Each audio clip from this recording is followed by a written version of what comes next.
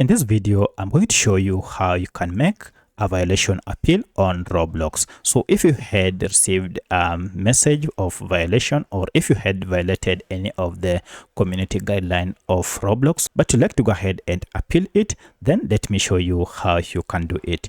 If you find this video helpful, I'll kindly request that you support me by liking the video and also by subscribing to this channel.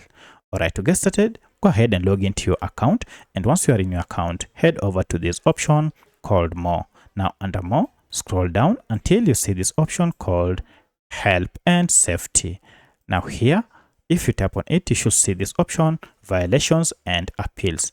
Go ahead and tap on it, and at this point you should be able to see your violations. Currently I do not have any, but should you have any of the violations, you should be able to see it here. And then we have a support where you can now appeal with a link on your violation to make the appeal. So go ahead and make an appeal, giving a reason why you think you haven't violated any of the policies of Roblox. So that's how you can make an appeal on any violations on Roblox. If you have any other question, kindly let me know in the comment section. Otherwise, thanks for watching, and let's meet in the next video.